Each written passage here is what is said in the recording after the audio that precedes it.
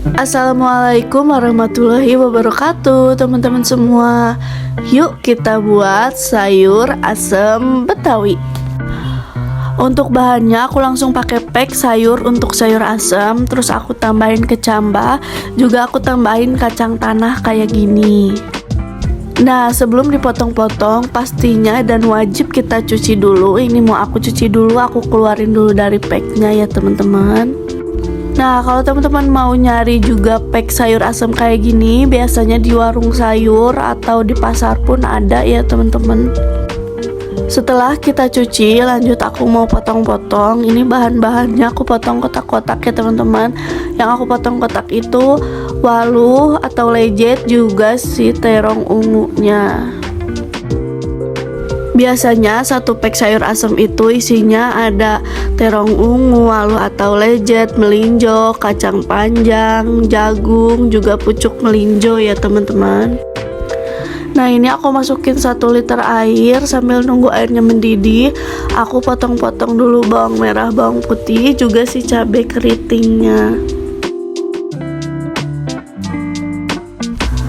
Aku juga tambahin sedikit lengkuas untuk memperkuat aroma rempahnya.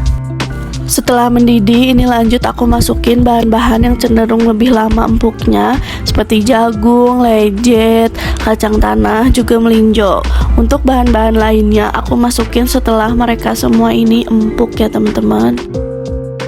Setelah yang sebelumnya udah empuk, ini lanjut aku masukin terong ungu dan juga kacang panjang. Setelah itu ini lanjut aku masukin semua bumbu-bumbu yang udah tadi kita iris-iris. Aku juga masukin 1 bungkus masako dan 1 bungkus terasi. Aku juga masukin gula merah, juga asam jawa. Untuk takarannya nanti bakal aku simpen di deskripsi box ya teman-teman. Setelah itu ini aku masukin 500 ml air dan aku tambahin lagi masako. Juga aku masukin garam. Nanti takaran pastinya bakal aku simpen di deskripsi box ya teman-teman. Aku juga tambahin sedikit lada bubuk. Kalau kalian gak suka gak usah ya teman-teman, soalnya aku lebih suka biar ada kesan angetnya. Setelah semuanya empuk, ini baru aku masukin si pucuk melinjonya, karena ini lebih mudah empuk ya teman-teman. Nah, untuk si kecambahnya sendiri ini nggak aku masukin, tapi cuman aku taburin aja di atasnya biar masih ada kres-kresnya gitu. Ini udah jadi, tinggal kita sajiin dan kita makan teman-teman.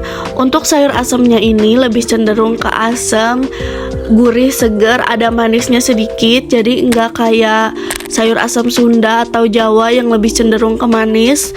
Sayur asam Betawi ini lebih cenderung ke asam seger gitu ya teman-teman. Selamat mencoba.